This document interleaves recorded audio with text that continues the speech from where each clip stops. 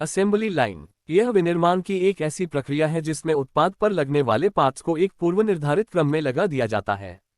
Parts को लगाने से पहले इसके क्रम को अच्छी तरह से विचार करके तय किया जाता है ताकि बाद में किसी प्रकार की असुविधा न हो। असेंबली लाइन को ऐसे लगाया जाता है जिसमें न्यूनतम समय लगे और अधिक से अधिक ऊर्जा की बचत हो।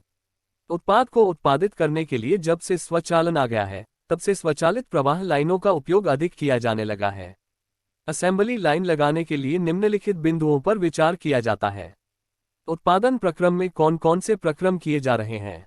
उत्पाद को बनाने के लिए किस प्रकार की मशीन का प्रयोग किया जा रहा है।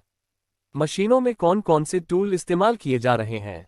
उत्पाद को तैयार करने वाली मशीन की चाल और फीड कितनी है। मशीन में प्रक्रम के दौरान किन किन प्रकार के कंपन उत्पन्न हो रहे हैं। हम उत्पाद के उत्पादन होने की क्षमता ज्ञात कर सकते हैं, परंतु इस बात का विशेष ध्यान रखा जाता है कि स्वचालन में उपयोग होने वाला कोई भी स्टेशन जब खराब हो जाता है तो पूरा उत्पादन ही रुक जाता है।